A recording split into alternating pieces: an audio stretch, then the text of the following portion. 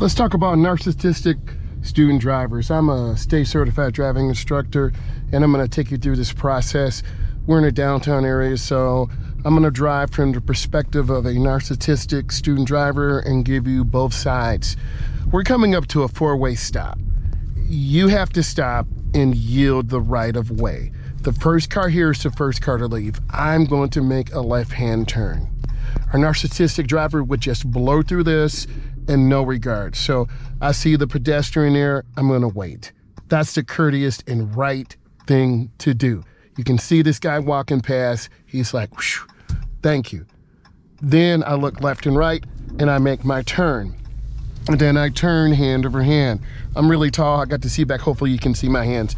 And then I turn out hand over hand. We're scanning the area for people and hazards. There's an angle parking spot to the right.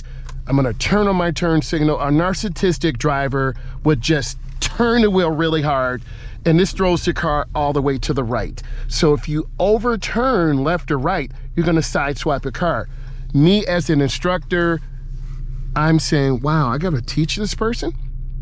So you come up and you look and check. Now that's a pretty good park. Now, you have to look. You see me looking over my shoulder, GoPro on, and both hands on the wheel. So I'm gonna reverse. I do have the aid of the backup camera, but that's not gonna save me. You have to look over your right shoulder and left shoulder because people and cars will come. So I'm looking over my shoulder. You see me putting my hand here, and I'm looking. I know you see that scary monster there, right? So I'm looking. I turn my head both left and right. Now, I cut my wheels all the way to the right. The rear goes to the right. The front swings out to the left. What would a narcissistic driver do? They'll just turn the wheel really fast and hit the gas. You see how the car veers to the left and we almost hit the curb. As a teacher and a driving instructor, I'm trained to stay consistent, to stay calm, to stay patient. But also, I want to give the student insight. And part of my job is being a counselor because we've had professional development classes in here. So we see our pedestrians to the right. Our narcissistic driver would not see people, would see them as something else.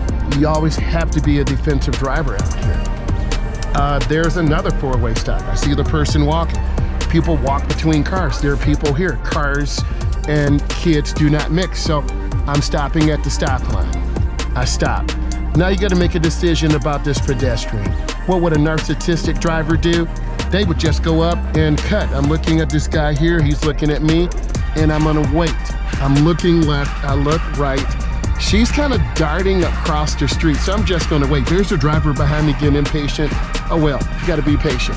And then I turn hand over hand. If I let the wheel spin, I'm gonna hit this car. See what happens? This is what a narcissistic driver will do.